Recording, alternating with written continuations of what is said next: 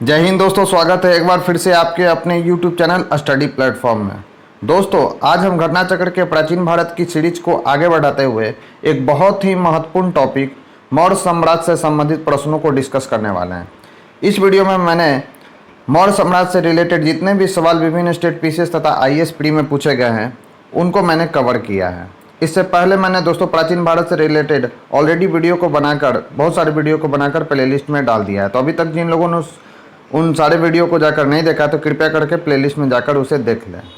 Video start करने से पहले दोस्तों आपसे एक छोटी सी रिक्वेस्ट है कि अगर आप हमारे चैनल पर पहली बार आए हैं तो चैनल को सब्सक्राइब कर ले, बेल आइकन को प्रेस कर ले ताकि नई वीडियो की नोटिफिकेशन आपको समय समय पर मिलती रहे। साथ ही साथ अगर ये वीडियो आपको पसंद आए दोस्तों तो इसे ज़्यादा से ज़्यादा लाइक करें और अपने दोस्तों के साथ इसे शेयर करें। तो चलिए आज के डिस्कशन को स्टार्ट करते हैं। आज के डिस्कशन का हमारा पहला सवाल है दोस्तों, प्रथम भारतीय साम्राज्य स्थापित किया गया था। तो याद रखना है दोस्तों, प्रथम जो भारतीय साम्राज्य स्थापित किया गया था वह मौर्य साम्राज्य के संस्थापक चंद्रगुप्त मौर्य के द्वारा संस्थापित किया गया था। और चंद्रगुप्त मौर्य को भारतीय शासकों का क्या कहा जाता है दोस्तों? तो चंद्रगुप्त मौर्य को एक नाम से और भी जाना जाता है, उसे याद रखना है। भारत का मुक्तिदाता भी इन्हें कहा जाता है। तो ये भी पॉइंट आपको याद रखना है। अब देखते हैं इससे कौन कौन से रिलेटेड फैक्ट्स हमारे एग्जाम के लिए महत्वपूर्ण है।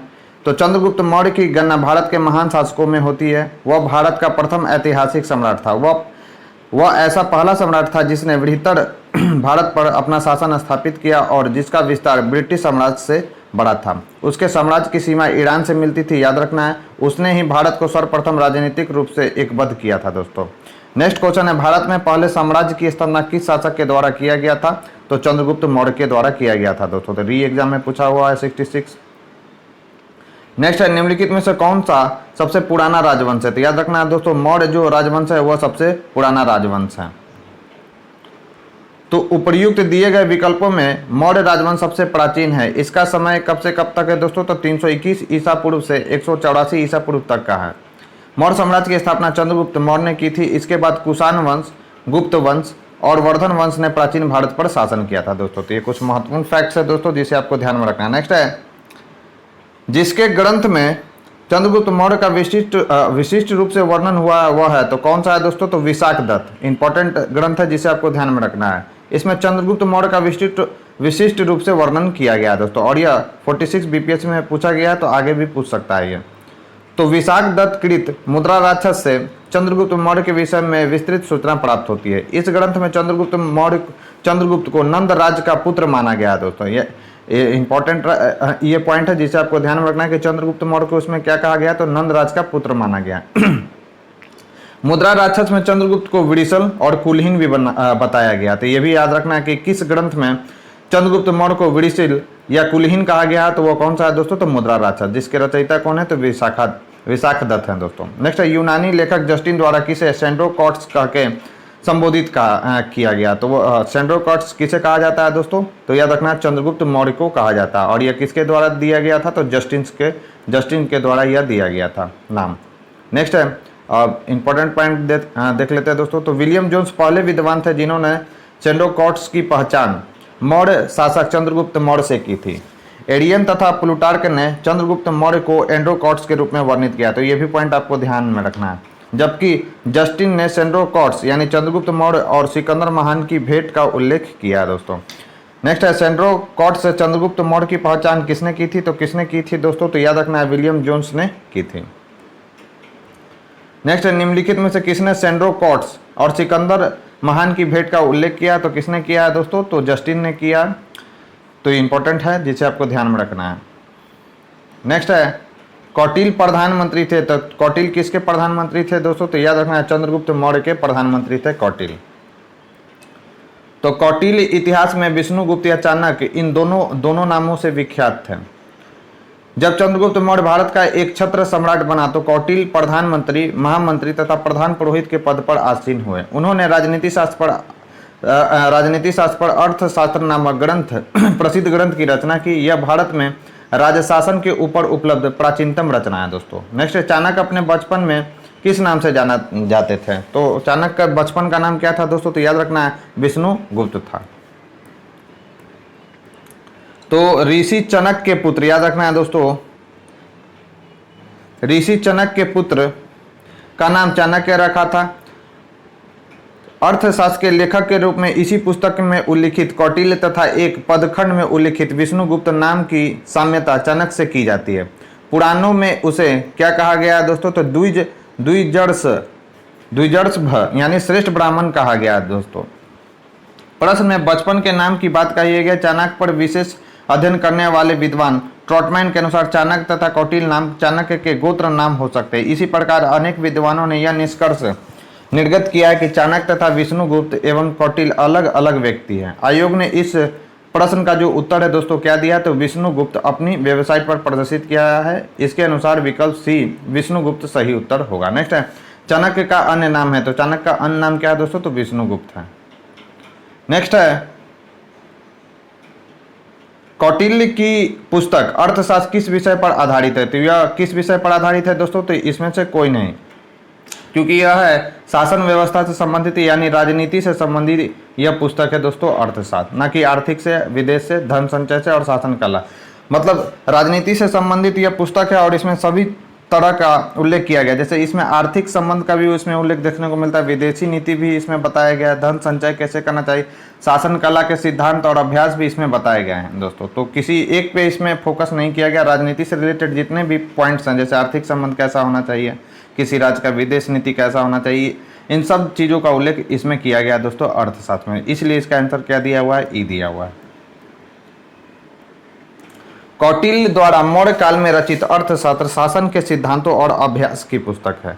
इसमें राज्य के लिए मंडल सिद्धांत जो विदेश नीति की व्याख्या करता है, इसके अलावा इसमें साप्तांग सिद्धांत यानी राजा, अमात्य, जनपद, दुर्ग, कोष, दंड एवं मित्र की सर्वप्रथम व्याख्या मिलती है। अर्थशास्त्र में तत्कालीन प्रशासन एवं कृषि, शिल्प एवं व्यापार व्यवस्था की भी विस्तृत जानकारी हमको प्राप्त होती है दोस्तों। इसलिए इसका राइट आंसर क्या हो जाएगा? ई। नेक्स्ट है कौटिल्य का अर्थशास्त्र है एक। तो याद रखना है दोस्तों, शासन के सिद्धांतों की पुस्तक है दोस्तों अर्थशास्त्र। नेक्स्ट है निम्नलिखित में से राज्य के साप्तांग सिद्धांत के अनुसार राज्य का 7वां अंग कौन सा? तो राज्य का 7वां अंग कौन सा है दोस्तों? तो याद रखना है मित्र है। तो इंपॉर्टेंट है, जिसे आपको ध्यान में रखना है। तो मित्र यानी मित्र राज्य के साप्तांग सिद्धांतों के अनुसार राज्य का 7वां अंग है। मित्र राज्य के कान है। राजा के मित्र शांति एवं युद्ध काल दोनों में ही उसकी सहायता करते हैं। इस संबंध में कौटिल्य सहज यानी आदर्श तथा कृत्रिम मित्र में भेद करते हैं। सहज मित्र कृत्रिम मित्र से अधिक श्रेष्ठ है। मित्र राजा के मित्र, जिस राजा के मित्र लोभी, कामी तथा कायर होते हैं, उनका विनाश असंभावी है दोस्तों। बढ़ते अपने नेक्स्ट क्वेश्चन की ओर। नेक्स्ट क्वेश्चन है दोस्तों, कौटिल्य के अर्थशास्त्र में किस पहलू पर प्रकाश डाला गया? तो किस पहलू में प्रकाश डाला गया दोस्तों? तो इसमें राजनीतिक नीतियों पर प्रकाश डाला गया है। तो कौटिल्य के अर्थशास्त्र द्वारा चंद्रगुप्त मौर्य के शासन कला की बहुत सी बातों का ज्ञान प्राप्त होता है। यह वस्तुतः ऐतिहासिक ग्रंथ नहीं है, अपितु राजनीति शास्त्र पर एक अद्वितीय ग्रंथ है। इसमें मुख्यतः राजनीतिक नीतियों पर प्रकाश डाला गया दोस्तों। नेक्स्ट है निम्नांकित में से किसकी तुलना मैकियावेली के प्रिंस से की जा सकती है? तो याद रखना है दोस्तों, कौटिल्य की जो अर्थशास्त्र है दोस्तों, उसकी तुलना मैकियावेली के प्रिंस से की जा सकती है। सॉरी दोस्तों, अर्थशास्त्र राजनीति शास्त्र का एक अद्वितीय ग्रंथ है जिसकी तुलना मैकियावेली के प्रिंस से की जाती है। नेक्स्ट है किसके शासनकाल में डिमेकस भारत आया था? तो याद रखना है दोस्तों, बिंदुसार के जो दरबार में आया था कौन दोस्तों? तो डिमेकस आया था। और यह कहाँ का था? तो याद रखना है कि स्ट्रोबो के अनुसार सीरिया के राजा जो थे दोस्तों एंटियोकस ने डिमेकस, जिसे डाइमेकस के भी नाम से हम लोग जो जानते हैं दोस्तों, नामक अपना एक राजदूत बिंदुसार की राजसभा में भेजा था। तो इंपॉर्टेंट है दोस्तों, जिसे आपको ध्यान में रखना है। यह मेगास्थनीज के स्थान पर आया था दोस्तों, इसलिए इसको क्या कहा जाता है? मेगास्थनीज का उत्तराधिकारी भी कहा जाता है डाइमेकस को। नेक्स्ट, बिंदुसार के शासनकाल में अशोक ने अवंती महाजनपद जीतकर मौर्य साम्राज्य में मिला लिया था। इसका उल्लेख किस ग्रंथ में मिलता है? तो जो दोस्तों इसका उल्लेख किस ग्रंथ में मिलता है? तो बुद्ध घोष की समंत पासादिका में इसका उल्लेख मिलता है। तो ये भी इंपॉर्टेंट क्वेश्चन है दोस्तों, जिसे आपको ध्यान में रखना है। तो बिंदुसार के शासनकाल में अशोक ने अवंती महाजनपद जीतकर मौर्य साम्राज्य में मिला लिया था। इसका उल्लेख बुद्ध घोष की समंत पासादिका नामक ग्रंथ में मिलता है। दिव्यावदान से ज्ञात होता है कि बिंदुसार के शासनकाल में अशोक अवंती यानी उज्जैनी का उपराजा था, यानी वायसड़ा था दोस्तों। बुद्ध काल में अवंती महाजनपद भारत के 16 महाजनपदों में से एक था। यह महाजनपद मालवा क्षेत्र में अवस्थित था। इसके दो भाग थे, उत्तरी अवंती जिसकी राजधानी क्या थी दोस्तों, तो उज्जैनी थी, जबकि दक्षिणी अवंती जिसकी राजधानी क्या थी दोस्तों, तो महेशमती थी। तो ये दोनों के दोनों इंपॉर्टेंट फैक्ट्स है दोस्तों, जिसे आपको ध्यान में रखना है। बढ़ते अपने नेक्स्ट क्वेश्चन की ओर। नेक्स्ट है, पाटलिपुत्रा में स्थित चंद्रगुप्त का महल मुख्यतः बनाया, तो किससे बनाया दोस्तों, तो यह लकड़ी से बना हुआ है। तो बिहार में पटना के समीप बुलंदी बाग एवं कुम्हरार में की गई खुदाई से मौर्य काल में के लकड़ी के विशाल भवनों के अवशेष प्रकाश में आए हैं। इन्हें प्रकाश में लाने का श्रेय अस्पुनर महोदय को है। बुलंदी बाग से नगर के परकोटे के अवशेष तथा कुम्हरार से राजप्रसाद के अवशेष प्राप्त हुए हैं दोस्तों। नेक्स्ट है, किस प्राचीन नगर के अवशेष कुम्हरार स्थल से प्राप्त हुए हैं, तो याद रखना है दोस्तों, किस प्राचीन नगर के अवशेष कुम्हरार स्थल से प्राप्त हुए, तो पाटलिपुत्र के दोस्तों। तो इसका राइट आंसर क्या हो जाएगा, बी। नेक्स्ट है, बुलंदी बाग प्राचीन नाम था, तो याद रखना है, बुलंदी जो बाग था प्राचीन नाम किसका था, तो पाटलिपुत्र का था। और यह भी सवाल है बीपीएससी के लिए, जिसे आपको ध्यान में रखना कि बुलंदी बाग प्राचीन समय में किसका नाम था, तो पाटलिपुत्र का नाम था दोस्तों। नेक्स्ट है, निम्नलिखित में से किस मौर्य साम्राज्य ने दक्कन की विजय प्राप्त की थी, तो कौन था दोस्तों, तो चंद्रगुप्त जो मौर्य था दोस्तों, उसने दक्कन की विजय प्राप्त की थी, क्योंकि अपने जीवन के अंतिम दिनों में वह कहाँ पर चले गए थे चंद्रगुप्त मौर्य, अपने गुरु भद्रबाहु के साथ, तो कर्नाटक में एक जगह है दोस्तों श्रवण बेलगोला, वहीं पर वो गए थे। तो इसी आधार पर कहा जाता है कि उसने दक्कन को भी विजित किया था। चंद्रगुप्त मौर्य के संस्थापक, मौर्य साम्राज्य के संस्थापक चंद्रगुप्त मौर्य ने दक्षिण भारत की विजय प्राप्त की थी। इस संदर्भ में अशोक के अभिलेख, जैन एवं तमिल साक्ष्यों से जानकारी प्राप्त होती है। दक्षिण भाग के अनेक स्थलों में अशोक के अभिलेख प्राप्त हुए, किंतु अशोक ने एकमात्र कलिंग विजय ही की थी। अतः ऐसी स्थिति में दक्षिण में विजय का श्रेय हमें चंद्रगुप्त मौर्य को ही देना पड़ेगा, क्योंकि बिंदुसार की विजय अत्यंत संदिग्ध है एवं इतिहास में उसे एक विजेता के रूप में स्मरण नहीं किया जाता है। जैन एवं तमिल साक्ष्य भी चंद्रगुप्त मौर्य की दक्षिण विजय की पुष्टि करते हैं दोस्तों। नेक्स्ट है, मालवा गुजरात और महाराष्ट्र किस शासक ने पहली बार जीता था, तो याद रखना है दोस्तों, मालवा गुजरात और महाराष्ट्र पहली बार चंद्रगुप्त मौर्य नामक शासक ने जीता था दोस्तों। तो राजनीतिक तौर पर लगभग समस्त भारत का एकीकरण चंद्रगुप्त मौर्य के नेतृत्व में संभव हुआ। प्रारंभिक विजयों के फलस्वरूप चंद्रगुप्त का साम्राज्य व्यास नदी से लेकर सिंधु नदी तक के प्रदेश पर हो गया। रुद्रदामन के अभिलेख से पश्चिमी भारत पर उसका अधिकार प्रमाणित होता है। जैन ग्रंथों के अनुसार सौराष्ट्र के साथ साथ अवंती पर भी चंद्रगुप्त मौर्य का अधिकार था। उसकी मृत्यु के समय उसके साम्राज्य का विस्तार पश्चिम में हिंदू कुश पर्वत से लेकर, याद रखना है, पूर्व में बंगाल की खाड़ी तक तथा उत्तर में हिमालय की श्रृंखला से लेकर दक्षिण में मैसूर तक था दोस्तों। तो इंपॉर्टेंट है ये सारे के सारे पॉइंट, जिसे आपको ध्यान में रखना है। नेक्स्ट है, अभिलेख जिससे यह प्रमाणित होता है कि चंद्रगुप्त का प्रभाव पश्चिम भारत पर था। तो किस अभिलेख से हमको मालूम चलता है दोस्तों कि चंद्रगुप्त का जो प्रभाव था वो पश्चिम भारत पर था, तो उस अभिलेख का नाम है दोस्तों रुद्रदामन का जूनागढ़ शिलालेख। तो इसका राइट आंसर क्या हो जाएगा, सी। तो 150 ईस्वी के रुद्रदामन के जूनागढ़ शिलालेख के में अनार्थ और सौराष्ट्र यानी गुजरात प्रदेश में चंद्रगुप्त मौर्य के प्रांतीय राज्यपाल, क्या नाम है उनका दोस्तों, तो पुष्यगुप्त द्वारा सिंचाई के बांध के निर्माण का उल्लेख मिलता है, जिससे यह सिद्ध होता है कि पश्चिम भारत का यह भाग मौर्य साम्राज्य में शामिल था। नेक्स्ट है, गुजरात चंद्रगुप्त मौर्य के साम्राज्य में सम्मिलित था, यह प्रमाणित होता है। तो यह किससे प्रमाणित होता है दोस्तों, तो रुद्रदामन के जूनागढ़ शिलालेख से यह प्रमाणित होता है। तो 2 बार पूछ चुका है, तो आगे भी पूछ सकता है दोस्तों यह। नेक्स्ट है, सेल्यूकस जिनको अलेक्जेंडर द्वारा सिंध एवं अफगानिस्तान का प्रशासक नियुक्त किया गया था, वह किस भारतीय राजा ने हराया था, तो याद रखना है दोस्तों, सेल्यूकस को किसने हराया था, तो चंद्रगुप्त मौर्य ने हराया था। तो मौर्य वंश के संस्थापक चंद्रगुप्त मौर्य ने सिकंदर के साम्राज्य के पूर्वी भाग के शासक सेल्यूकस की आक्रमणकारी सेना को 305 ईसा पूर्व में परास्त किया था। चंद्रगुप्त मौर्य ने सेल्यूकस को किस वर्ष में पराजित किया था, तो याद रखना दोस्तों, चंद्रगुप्त मौर्य ने सेल्यूकस को किस वर्ष में पराजित किया था, तो 305 ईसा पूर्व में पराजित किया था दोस्तों। तो ये डेट याद रखना है। फिर दिया गया है दोस्तों एक मानचित्र और उससे संबंधित सवाल पूछे गए हैं। तो ये बताया गया है कि दिया गया मानचित्र संबंधित है, तो दिया गया जो मानचित्र है दोस्तों वह किससे संबंधित है, तो अशोक से, उसके शासन के अंतिम समय से यह मानचित्र संबंधित है। तो ऐसे सवाल नहीं पूछे जाते हैं दोस्तों बीपीएससी में, यूपीएससी में ही ऐसे सवाल बनते हैं। तो उक्त मानचित्र अशोक के साम्राज्य को दर्शाता। अशोक के शिलालेखों तथा स्तंभ लेखों से अशोक के साम्राज्य की सही जानकारी प्राप्त होती है। असम और सुदूर दक्षिण को छोड़कर संपूर्ण भारतवर्ष अशोक के साम्राज्य के अंतर्गत था। तो ये भी इंपॉर्टेंट पॉइंट है कि असम और सुदूर जो दक्षिण का क्षेत्र था दोस्तों, उससे छोड़कर संपूर्ण जो भारतवर्ष था दोस्तों वह अशोक के साम्राज्य के अंतर्गत आता था। नेक्स्ट है, किसने सहिष्णुता, उदारता और करुणा के त्रिविध आधार पर राजधर्म की स्थापना की? तो वह कौन था दोस्तों? तो सम्राट अशोक था।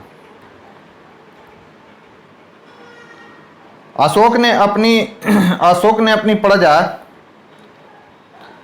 अपनी प्रजा के विशाल समूह को ध्यान में रखकर ही एक ऐसा व्यवहारिक धर्म का प्रतिपादन किया जिसका पालन आसानी से सब करे। अशोक का धर्म सदाचार का धर्म था। यह एक ऐसे नैतिक नियम थे जिनका संप्रदाय विशेष से कोई संबंध नहीं था और जो मानवता के कल्याण के लिए घोषित किए गए थे। सहिष्णुता, उदारता तथा करुणा उसके त्रिविध आयाम थे दोस्तों। तो ये याद रखना है कौन कौन सा था? तो सहिष्णुता, उदारता और करुणा उसके त्रिविध आयाम थे। नेक्स्ट है, निम्न में से कौन सा क्षेत्र अशोक के साम्राज्य में सम्मिलित नहीं था? तो कौन सा क्षेत्र अशोक के साम्राज्य में सम्मिलित नहीं था दोस्तों? तो श्रीलंका जो है दोस्तों अशोक के साम्राज्य में सम्मिलित नहीं था, जबकि अफगानिस्तान, बिहार और कलिंग यह तीनों जो क्षेत्र है दोस्तों वह अशोक के साम्राज्य में सम्मिलित है। श्रीलंका अशोक के साम्राज्य में स्थित नहीं था। अशोक के द्वितीय शिलालेख से स्पष्ट होता है कि भारत में अशोक का अधिकार चोल, पांड्य, सतीयपुत्र, केरलपुत्र एवं ताम्रपर्णी यानी श्रीलंका को छोड़कर सर्वत्र था दोस्तों, क्योंकि इन राज्यों को प्रत्यंत या सीमावर्ती राज्य कहा गया है। तो इंपॉर्टेंट है ये सभी के सभी राज्य दोस्तों सीमावर्ती राज्य, जिसे आपको ध्यान में रखना। नेक्स्ट है, अशोक के निम्नलिखित अभिलेखों में से किसमें दक्षिण भारतीय राज्यों का उल्लेख हुआ है? तो किसमें हुआ है दोस्तों? तो आपको याद रखना है द्वितीय मुख्य शिलालेख में इसका उल्लेख हुआ है दक्षिण भारतीय राज्यों का। तो अशोक के अभिलेखों को 3 वर्गों में विभाजित किया जाता है। प्रथम है दोस्तों शिलालेख, दूसरा है स्तंभ लेख, तीसरा है गुहा लेख। अशोक के द्वितीय वृहद शिलालेख में कौन कौन सा है राज्य दोस्तों दक्षिण भारत का? तो चोल है, पांड्य है, सतीय पुत्र है और केरल पुत्र आदि दक्षिण भारतीय राज्यों का उल्लेख मिलता है। तो इंपॉर्टेंट है जिसे आपको ध्यान में रखना। नेक्स्ट है, भारत का प्रथम अस्पताल एवं औषधि बाग निर्माण करवाया था। तो किसके द्वारा करवाया गया था दोस्तों? तो अशोक के द्वारा यह करवाया गया था। सम्राट अशोक युद्ध के लिए इतना प्रसिद्ध नहीं हुआ जितना एक धर्म विजेता एवं लोक उपकारी कार्यों से प्रसिद्ध हुआ। वह न केवल मानव वर्ण संपूर्ण प्राणी जगत के प्रति उदारता का दृष्टिकोण रखता था, इसी कारण उसने पशु पक्षियों के वध पर प्रतिबंध लगा दिया था। अशोक ने लोकहित के लिए छायादार वृक्ष, धर्मशालाएं बनवाई तथा कुएं भी खुदवाए। अशोक ने ही अपने शासनकाल में मनुष्यों एवं पशुओं के लिए उपयोगी औषधियां हेतु प्रथम अस्पताल यानी औषधालय एवं औषधि बागों का निर्माण कराया था दोस्तों। तो ये सब इंपॉर्टेंट पॉइंट है दोस्तों अशोक से रिलेटेड, जिसे आपको ध्यान रखना है। नेक्स्ट है, अशोक ने बौद्ध होते हुए भी हिंदू धर्म में आस्था नहीं छोड़ी, इसका प्रमाण है? तो इसका प्रमाण है दोस्तों देवनाम प्रिय की उपाधि। यही बताता है दोस्तों कि अशोक ने बौद्ध होते हुए भी हिंदू धर्म को नहीं छोड़ा था। तो इसका राइट आंसर क्या हो जाएगा? तो सी। अशोक 272 ईसा पूर्व के लगभग मगध के राज सिंहासन पर बैठा था। याद रखना है कब बैठा था दोस्तों? तो 272 ईसा पूर्व में, तथा 269 ईसा पूर्व के लगभग उसका राज्याभिषेक हुआ था। तो ये दोनों के दोनों पॉइंट बहुत ही ज्यादा अभी आई हैं, जिसे आपको ध्यान में रखना है। उसके अभिलेखों में सर्वत्र उसे देवानाम प्रिय यानी देवताओं का प्रिय, देवानाम प्रियदर्शी कहा गया है। इसका अर्थ है देवताओं का प्रिय या देखने में सुंदर। इससे उसकी हिंदू धर्म में आस्था के संकेत मिलते हैं दोस्तों। नेक्स्ट है, निम्नलिखित में से किस स्रोत में अशोक के राज्यकाल में तृतीय बौद्ध संगीति होने का उल्लेख मिलता है? तो निम्नलिखित में से किस स्रोत में अशोक के शासन राज्यकाल में दोस्तों तृतीय बौद्ध संगीति होने का उल्लेख मिलता है? तो उसका नाम है दोस्तों याद रखना है दीपवंश और महावंश। महावंश और दीपवंश में यह बताया गया है कि तृतीय जो बौद्ध संगीति हुई थी दोस्तों वो अशोक के शासनकाल में हुई थी, और वो कहाँ पे हुई थी? तो याद रखना है पाटलिपुत्र में हुई थी। तो ये भी पॉइंट आपको ध्यान में रखना है। और इसकी अध्यक्षता किसने की थी? तो मोगलीपुत्र तीस ने की थी। तो सिंहल अनुश्रुति है दीपवंश तथा महावंश के अनुसार अशोक के राज्यकाल में पाटलिपुत्र में बौद्ध धर्म की तृतीय संगीति हुई थी। इसकी अध्यक्षता मोगलीपुत्र तीस नामक प्रसिद्ध बौद्ध भिक्षु ने की थी। नेक्स्ट है, अशोक के शासनकाल में बौद्ध सभा किस नगर में आयोजित की गई थी? तो अशोक के शासनकाल में बौद्ध सभा जो है दोस्तों किस नगर में आयोजित की गई थी? तो पाटलिपुत्र में की गई थी तृतीय बौद्ध संगीति। और इसकी अध्यक्षता किसने की थी दोस्तों? तो मोगलीपुत्र तीस ने की थी। तो याद रखना इंपॉर्टेंट है। नेक्स्ट, निम्नलिखित मौर्य शासक बौद्ध धर्म के अनुयायी थे। तो चंद्रगुप्त जो था दोस्तों वह जैन धर्म का अनुयायी था। तो ये तो एक तो होगा नहीं, तो एक में कौन सा था? ई है दोस्तों और ए है, ये तो कट गया। अशोक जो था दोस्तों वो बौद्ध धर्म को मानने वाला था, ये भी सही है। बिंदुसार जो था दोस्तों आजीवक धर्म का संप्रदाय को मानने वाला था, तो 3 भी नहीं होगा, अब 3 जिसमें वो भी कट जाएगा, तो ये 3 कट गया, ये भी 3 कट गया, तो मात्र और मात्र एक ही ऑप्शन बचा दोस्तों, और वो कौन सा है, अशोक और उसका पौत्र दशरथ। तो इसका राइट आंसर क्या हो जाएगा, डी। तो ऐसे क्वेश्चन को एलिमिनेट मतलब ऑप्शन को एलिमिनेट किया जाता है दोस्तों। तो मौर्य साम्राज्य, मौर्य शासकों अशोक और उसका पौत्र दशरथ बौद्ध धर्म के अनुयायी थे। दशरथ भी अशोक की तरह देवनाम प्रिय की उपाधि धारण करता था। तो ये भी इंपॉर्टेंट सवाल है कि अशोक के समान कौन देवनाम प्रिय की उपाधि धारण करता था, तो उसका पौत्र था दशरथ। नेक्स्ट है रज्जुक थे। तो रज्जुक क्या था, तो दोस्तों आपको याद रखना है कि मौर्य शासन में अधिकारी था एक रज्जुक। अशोक के अभिलेखों में रज्जुक नामक अधिकारी का उल्लेख मिलता है। अपने चौथे स्तंभ लेख में अशोक रज्जुकों में पूर्ण विश्वास प्रकट करते हुए कहता है, जिस प्रकार माता पिता योग्य धात्री के हाथों में बच्चे को सौंप कर आश्वस्त हो जाते, उसी प्रकार मैंने ग्रामीण जनता के सुखों के लिए रज्जुकों की नियुक्ति की है। रज्जुकों की स्थिति आधुनिक जिलाधिकारी जैसे यानी डीएम जैसी है दोस्तों, जिसे राजस्व तथा न्याय दोनों क्षेत्रों में अधिकार प्राप्त है। नेक्स्ट है दोस्तों सार्थवा किसे कहते हैं। तो याद रखना है दोस्तों, सार्थवा किसे कहा जाता है, तो व्यापारियों के काफिले को सार्थवा कहा जाता है। ये भी सब इंपॉर्टेंट सवाल है, बीपीएससी में कभी भी पूछ सकता है। तो मौर्य काल में व्यापारिक काफिलों यानी कारवां को सार्थवा की संज्ञा दी गई है। इसका उल्लेख कौटिल्यकृत अर्थशास्त्र से भी प्राप्त होता है दोस्तों। नेक्स्ट है निम्नलिखित में से कौन सा अधिकारी मौर्य प्रशासन का भाग नहीं था। तो याद रखना है दोस्तों, युक्त, प्रादेशिक और राज्यों की ये मौर्य प्रशासन के भाग थे, जबकि अग्रहारिक जो थे दोस्तों वह मौर्य प्रशासन के भाग नहीं थे। अशोक की तृतीय शिला लेख में 3 पदाधिकारियों के नाम मिलते हैं। ये 3 पदाधिकारी कौन से हैं दोस्तों, तो युक्त है, ये जिले के अधिकारी होते थे जो राजस्व वसूलते थे। तो इंपॉर्टेंट है, राजू थे क्या थे दोस्तों, तो ये पहले केवल राजस्व विभाग का ही कार्य करते थे, किंतु बाद में इन्हें न्यायिक अधिकार भी प्रदान किया गया, यानी यह डीएम के जैसा रोल करते थे। प्रादेशिक यह कौन थे, तो यह मंडल का प्रधान अधिकारी था। यह वर्तमान में संभागीय आयुक्त की तरह था, इसे न्याय का भी कार्य करना पड़ता था दोस्तों। तो ये सब इंपॉर्टेंट पॉइंट है दोस्तों मौर्य प्रशासन से रिलेटेड, जिसे आपको ध्यान में रखना है। नेक्स्ट है सारनाथ स्तंभ का निर्माण किया था। तो सारनाथ स्तंभ का निर्माण किसके द्वारा कराया गया था दोस्तों, तो अशोक के द्वारा कराया गया था। सारनाथ स्तंभ का निर्माण अशोक ने कराया था। इस स्तंभ के शीर्ष पर सिंह की आकृति बनी है, जो शक्ति का प्रतीक है। इसे प्रतिकृति को भारत सरकार ने अपने प्रतीक चिन्ह के रूप में लिया है। यह स्तंभ मौर्य युगीन वास्तुकला का सबसे अच्छा उदाहरण है। मौर्य युगीन सभी स्तंभ चुनार के बलुआ पत्थरों से निर्मित है। तो याद रखना है कि मौर्य के युगीन जो स्तंभ बनाए गए हैं वो किस पत्थर से बनाए गए हैं, तो चुनार के बलुआ पत्थरों से बनाए गए हैं दोस्तों। नेक्स्ट निम्नलिखित में से किसे सर्वश्रेष्ठ स्तूप मानते हैं। तो याद रखना है दोस्तों, सांची का जो स्तूप है जो कि मध्य प्रदेश में है दोस्तों, वह सर्वश्रेष्ठ स्तूप है। अमरावती का जो स्तूप है किसके शासनकाल में बनाया गया, तो याद रखना है सातवाहन के शासनकाल में यह बना है दोस्तों अमरावती का स्तूप। तो स्थापत्य कला के दृष्टिकोण से सांची के स्तूप को सर्वश्रेष्ठ माना गया है। सांची मध्य प्रदेश के रायसेन जिले में, इसका निर्माण अशोक ने कराया था। इस स्तूप का आरंभिक काल 3री शताब्दी ईसा पूर्व था।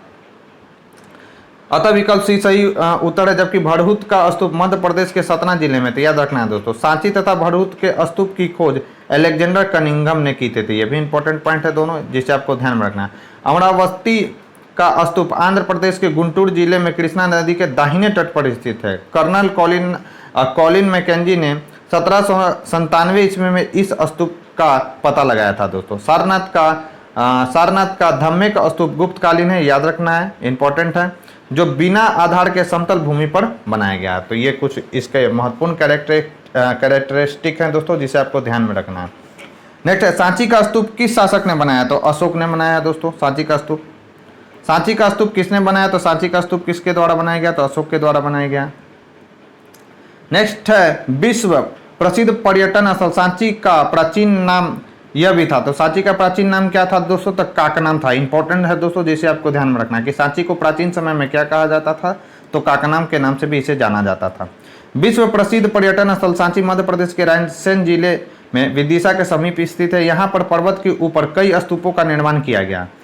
इस कारण इसे महावंश में चेतीय यानी स्तूपों का दूसरा नाम गिरी भी कहा गया है। 4वीं शताब्दी के गुप्त लेख में इसका नाम काकनाम यानी काकनाड भी इसको काकनाम महाविहार मिलता है। यहाँ पर कुल 3 स्तूप हैं। स्तूप संख्या 1 प्रधान स्तूप, स्तूप संख्या 2 अशोक के धम्म महामात्र मात्रों के अवशेष तथा स्तूप संख्या 3 में सारिपुत्र तथा मोदग लायन के भस्म पात्र उपलब्ध हैं दोस्तों। इन स्तूपों का निर्माण अशोक के द्वारा कराया गया था, जिसे शुंग वंश में इस अर्धवृत्ताकार स्मारक को प्रस्तर से आच्छादित किया गया था। नेक्स्ट है सूची 1 को सूची 2 से मिलान करना है दोस्तों। तो सारनाथ क्या है, तो सारनाथ का यहाँ पर स्मारक और भग्नावशेष है दोस्तों। तो कौशाम्बी में क्या है, कुशीनगर में क्या है, और सारनाथ में क्या है, श्रावस्ती में क्या है दोस्तों। तो इसका आंसर देखना पड़ेगा। तो कौशाम्बी में है दोस्तों घोषिताराम मठ, याद रखना है। कौशाम्बी में क्या है, तो घोषिताराम मठ। कुशीनगर में क्या है दोस्तों, तो रानाभर स्तूप है, याद रखना है। सारनाथ में क्या है, तो धम्मिक स्तूप है दोस्तों यहाँ पर। और श्रावस्ती में क्या है, तो सहित महित है। ये सब के सब इंपॉर्टेंट है दोस्तों, जिसे आपको ध्यान में रखना है। कभी भी मैचिंग करने के लिए, यानी सूची 1 को सूची 2 से मिलान करने के लिए बीपीएससी में ऐसे सवाल आपसे पूछा जा सकता है। नेक्स्ट है तीर्थ यात्रा के समय सम्राट अशोक निम्नलिखित स्थानों पर गए, उन्होंने किस मार्ग का अनुगमन किया था। तो याद रखना है दोस्तों, गया, कपिलवस्तु, कुशीनगर, लुम्बिनी, सारनाथ और श्रावस्ती। तो तीर्थ यात्रा पर कैसे गए थे दोस्तों, तो गए थे पहले लुम्बिनी। लुम्बिनी के बाद कहाँ पर गए थे दोस्तों, तो कपिलवस्तु। कपिलवस्तु के बाद गया, गया के बाद दोस्तों सारनाथ, सारनाथ के बाद कुशीनगर, और लास्ट में कहाँ पर गए थे दोस्तों अशोक, तो 6 यानी 6 नंबर क्या था, तो श्रावस्ती। तो उल्लेखनीय साक्ष्यों के आधार पर बौद्ध धर्म ग्रहण करने के उपरांत अशोक ने आखेट तथा विहार यात्राएं रोक दी तथा उनके स्थान पर धर्म यात्रा प्रारंभ की। वह महात्मा बुद्ध के चरण चिन्हों से पवित्र हुए स्थानों में राज्य अभिषेक के 10 वर्ष बाद, यानी राज्य अभिषेक के 10 वर्ष बाद जो है दोस्तों, इसका उल्लेख किस में है, तो 8वें शिलालेख में। संबोधि यानी बौद्ध गया तथा 20 वर्ष बाद कहाँ बताया गया दोस्तों, तो रुम्मीदेई अभिलेख में यह बताया गया। रुम्मीदेई गया तथा उनकी पूजा की। इतिहासकार विंसेंट आर्थर स्मिथ ने अपनी पुस्तक इंडियन लीजेंड ऑफ अशोक में साहित्यिक साक्ष्यों के आधार पर उपगुप्त के साथ अशोक की धम्म यात्राओं का क्रम इस प्रकार है। कौन सा है दोस्तों, तो सबसे पहले यह भगवान की जन्मस्थली पर गए लुम्बिनी, फिर उसके बाद कपिलवस्तु में गए, फिर बौद्ध गया में जहाँ इनको ज्ञान की प्राप्ति हुई, फिर सारनाथ में जहाँ उन्होंने अपना प्रथम उपदेश दिया, कुशीनगर में जहाँ उनकी मृत्यु हुई, और श्रावस्ती में जहाँ सबसे ज़्यादा उन्होंने उपदेश दिया था दोस्तों। इस प्रकार जो डी जो है इसका दोस्तों सही क्रम है। नेक्स्ट है अशोक के शिलालेखों में प्रयुक्त भाषा है, तो प्राकृत भाषा है दोस्तों। और किस सर्वाधिक जो इनके शिलालेख मिले वो किस लिपि में मिले, तो याद रखना है ब्राह्मी लिपि में मिले हैं। तो ये भी पॉइंट आपको ध्यान में रखना है। तो अशोक का इतिहास हमें मुख्यतः उसके अभिलेखों से ही ज्ञात होता है। उसके अभिलेखों का विभाजन 3 वर्गों में किया जा सकता है, शिलालेख, स्तंभलेख और गुहालेख। शिलालेख 14 विभिन्न लेखों का एक समूह है जो 8 भिन्न भिन्न स्थानों से प्राप्त किए। यह स्थान है शाहबाजगढ़ी, मानसेहरा, कालसी, गिरनार, धौली, जौगढ़, अर्रागुड्डी और सोपारा। अशोक के अधिकांश अभिलेख प्राकृत भाषा में एवं ब्राह्मी लिपि में लिखे गए हैं दोस्तों। मैंने आपको बताया था केवल 2 अभिलेख शाहबाजगढ़ी और मानसेहरा की लिपि जो है दोस्तों ब्राह्मी न होकर खरोष्टी है। तो ये इंपॉर्टेंट पॉइंट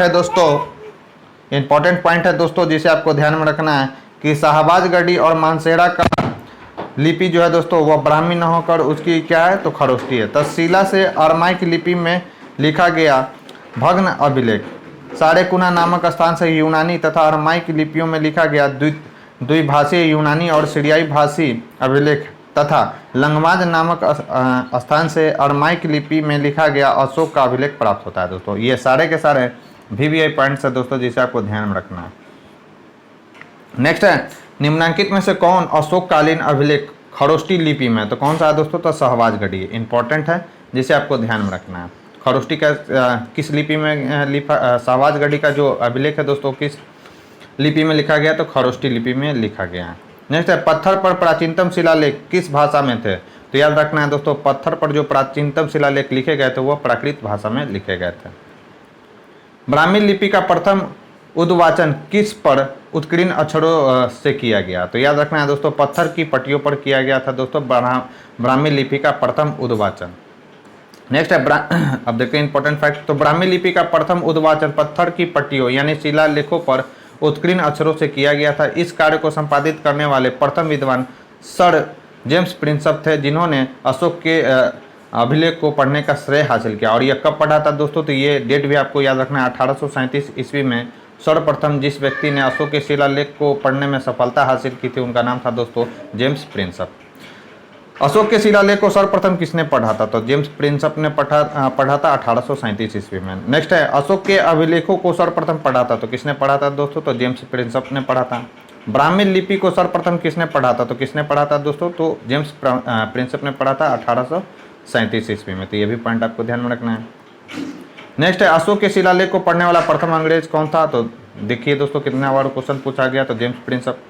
नेक्स्ट है, सम्राट अशोक के राज्य आदेशों का सबसे पहले विकुटन यानी डिसाइफर किसने किया था, तो कौन था दोस्तों, तो जेम्स प्रिंसप था। मतलब क्वेश्चन को केवल घुमा दिया है, मतलब उसके लैंग्वेज को जो है दोस्तों केवल घुमा दिया गया, चीज़ें वही पूछी जा रही है। तो इसका राइट आंसर क्या हो जाएगा, जेम्स प्रिंसप। नेक्स्ट है, मौर्य साम्राज्य के पेशावर के निकट उत्तर पश्चिम भाग में अशोक के शिलालेख थे, तो याद रखना है दोस्तों कौन सा था, तो खरोष्टी लिपि में यह लिखा गया था। उत्तर पश्चिमी भाग में अशोक के जो शिलालेख प्राप्त हुए दोस्तों, वो हमको खरोष्टी लिपि में प्राप्त हुए हैं। कहाँ से, तो पेशावर के निकट से जो मिला है दोस्तों हमको शिलालेख। तो मौर्य साम्राज्य के पेशावर के निकट उत्तर पश्चिम भाग में खरोष्टी लिपि में अशोक के अभिलेख प्राप्त हुए हैं। अशोक के अधिकांश अभिलेख प्राकृत भाषा एवं ब्राह्मी लिपि में लिखे गए हैं। केवल 2 अभिलेखों शाहबाजगढ़ी और मानसेड़ा की लिपि जो है दोस्तों ब्राह्मी न होकर खरोष्टी है।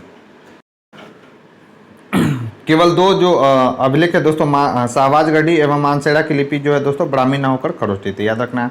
नेक्स्ट है, वह स्थान जहाँ प्राक अशोक ब्राह्मी लिपि का पता चला है वह कौन सा है दोस्तों, तो वह है अनुराधापुर। अनुराधापुर वह जगह है दोस्तों जहाँ से मालूम चला है कि अशोक का जो अभिलेख है वह ब्राह्मी लिपि में लिखा गया है। तो याद रखना है, इसका राइट आंसर क्या हो जाएगा, बी। प्राक अशोक ब्राह्मी यानी 4वीं शताब्दी ईसा पूर्व में लिपि का पता श्रीलंका स्थित अनुराधापुर से चला है दोस्तों। कुछ और स्थानों के अभिलेखों से इस प्रकार का लिपि का साक्ष्य मिला है, जिनके नाम इस प्रकार है, पिपरावा, शाहगौड़ा और महास्थान। नेक्स्ट, प्राचीन भारत में निम्नलिखित में से कौन सी एक लिपि दाईं से बाईं ओर लिखी जाती थी, तो दाईं से बाईं ओर कौन सी लिपि लिखी जाती थी दोस्तों, तो खरोष्टी लिखी जाती थी। तो प्राचीन भारत में खरोष्टी लिपि दाएं से बाएं लिखी जाती थी। इसे पढ़ने का श्रेय किसे दिया जाता है दोस्तों, तो मैसन, प्रिंसेप, नॉरिस, लेसन, कनिंगम आदि विद्वानों को है। यह मुख्यतः उत्तर पश्चिम भारत की लिपि थी दोस्तों, याद रखना है।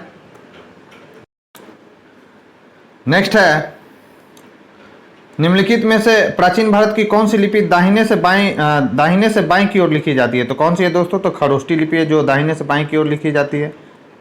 नेक्स्ट है, अशोक का अपने शिलालेख में सामान्यतः जिस नाम से उल्लेख है वह है, तो कौन सा है दोस्तों, तो प्रियदर्शी, याद रखना है दोस्तों। अशोक के अभिलेखों में सर्वत्र उसे देवानाम प्रियदर्शी यानी देवताओं का प्रिय अथवा देखने में सुंदर देवनाम प्रियदर्शी तथा राजा आदि की उपाधियों से संबोधित किया गया। पुराणों में उसे क्या कहा गया दोस्तों, तो याद रखना है, पुराणों में अशोक को अशोक वर्धन कहा गया। तो इंपॉर्टेंट सवाल है जिसे आपको ध्यान में रखना है। नेक्स्ट है, अपने शिलालेखों में अशोक सामान्यतः किस नाम से जाना जाता है, तो रिपीटेड सवाल है, तो प्रियदर्शी, देवनाम प्रिय की उपाधि धारण करता था दोस्तों, इसलिए यह उपाधि इसका नाम देखने को प्रियदर्शी मिलता है। नेक्स्ट है, अभिलेखों में किस शासक का उल्लेख प्रियदर्शी एवं देवानाम प्रिय के रूप में किया गया, तो कौन सा शासक है दोस्तों, तो अशोक है। निम्नलिखित वक्तव्यों में कौन सा एक वक्तव्य अशोक के प्रस्तर स्तंभ के बारे में गलत है, इन पर बढ़िया पॉलिश है, यह बात बिल्कुल सही है। ये अखंड है, यह भी सही है। स्तंभों का सेप्ट शुंडाकारी, यह भी सही है दोस्तों। यह स्थापत्य संरचना के भाग है, तो यह गलत है दोस्तों, यह स्थापत्य संरचना के भाग नहीं थे। तो अशोक के प्रस्तर स्तंभ स्थापत्य संरचना के भाग नहीं थे, बल्कि ये पृथक रचनाएं हैं। अन्य तीनों प्रश्नगत कथन अशोक के स्तंभ के संदर्भ में सही है दोस्तों। नेक्स्ट है, निम्नलिखित में से किस उभारदार मूर्ति शिल्प यानी रिलीफ स्कल्पचर शिलालेख में अशोक के प्रस्तर रूप चित्र के साथ रानियों अशोक यानी राजा अशोक उल्लेखित है? तो राजा अशोक किसमें उल्लेखित है दोस्तों, इंपॉर्टेंट सवाल है। तो कंगनहल्ली है दोस्तों वो, तो इसका राइट आंसर हो जाएगा ए। तो कर्नाटक के गुलबर्गा जिले में भीमा नदी के किनारे कंगनहल्ली में बौद्ध स्तूप है, याद रखना है। यहाँ सम्राट अशोक का रानी के साथ प्रस्तर पर रूप चित्र उत्कीर्ण किया गया है। जिसके नीचे रानियों अशोक, याद रखना है राजा अशोक लिखा गया दोस्तों। तो इंपॉर्टेंट है, बीपीएससी में कभी भी ये सवाल देखने को आपको मिल सकता है। नेक्स्ट है, निम्नलिखित में से किस एक अभिलेख में अशोक के व्यक्तिगत नाम का उल्लेख मिलता है? तो कौन सा अभिलेख है दोस्तों? तो अशोक का जो व्यक्तिगत नाम का उल्लेख है वह किस अभिलेख में मिलता है? तो मौस्की अभिलेख में मिलता है दोस्तों। तो अशोक का इतिहास हमें मुख्यतः उसके अभिलेखों से ही ज्ञात होता है। उसके अभी तक 40 से अधिक अभिलेख प्राप्त हो चुके हैं। मौस्की, गुर्जरा, नेतुर, उदय गुलाम के लेखों में अशोक का व्यक्तिगत नाम मिलता है। और ये सारे के सारे वीवीआई सवाल है दोस्तों। बीपीएससी में ई ऑप्शन में इन क्वेश्चनों को, मतलब इन ऑप्शनों को डालकर आपको कंफ्यूज कर सकता है कि अशोक व्यक्तिगत नाम किस अभिलेख में मिलता है। और ये चारों को चारों ऑप्शन आपको दे देगा दोस्तों। मौस्की भी रहेगा उसमें, गुर्जरा, नेतुर और उदय गुलाम। तो आप किस पर टिक आउट लगाएंगे? तो ई पर टिक आउट लगाएंगे। तो ये अच्छा सवाल है। मौस्की, गुर्जरा, उदय गुलाम, नेतुर के लेखों में अशोक को व्यक्तिगत नाम भी अशोक का व्यक्तिगत नाम देखने को मिलता है दोस्तों। नेक्स्ट है, निम्नलिखित अभिलेखों में से किस लेख में अशोक का नाम उल्लेखित है? तो याद रखना है मौस्की का लघु जो शिलालेख है दोस्तों, उसमें अशोक का नाम उल्लेखित है। नेक्स्ट है, निम्नलिखित अभिलेखों में से किसमें अशोक का नामों उल्लेख हुआ है? तो कौन सा है दोस्तों? तो वह है मौस्की, गुर्जरा, नेतुर, उदय गुलाम। तो यहाँ पर गुर्जरा मिल रहा है दोस्तों। इसका राइट आंसर क्या हो जाएगा? तो ए। नेक्स्ट है, अशोक का रुमिनदेई स्तंभ स्थित है। तो याद रखना है दोस्तों, अशोक का जो रुमिनदेई स्तंभ स्थित नहीं दोस्तों, संबंधित है। तो यह किससे संबंधित है? तो भगवान बुद्ध के जन्म से संबंधित है अशोक का रुमिनदेई स्तंभ। अशोक ने अपने राज्याभिषेक के 20 वर्ष बाद, ये भी आपको याद रखना है, लुम्बिनी की यात्रा की थी तथा वहां एक शिला स्तंभ रुमिनदेई लघु स्तंभ लेख स्थापित किया। बुद्ध की जन्मभूमि होने के कारण लुम्बिनी ग्राम का भोग कर माफ कर दिया तथा भू राजस्व घटाकर कितना कर दिया गया था दोस्तों? तो 1/6 से 1/8 कर दिया गया। नेक्स्ट है, गुर्जरा लघु शिलालेख जिसमें अशोक का नामों उल्लेख किया गया है, कहाँ स्थित है? तो मौस्की और गुर्जरा कहाँ पर है दोस्तों? याद रखना है मध्य प्रदेश के दातिया जिले में स्थित है। नेक्स्ट है, तो अशोक का नाम उल्लेख करने वाले गुर्जरा लघु शिलालेख मध्य प्रदेश के दातिया जिले में स्थित है। नेक्स्ट है, केवल वह जिसमें अशोक ने स्वयं को मगध का सम्राट कहा है, कौन सा है दोस्तों? तो भाब्र शिलालेख है। तो इंपॉर्टेंट सवाल है, बीपीएससी में पूछा गया, तो आगे भी यह सवाल पूछ सकता है दोस्तों।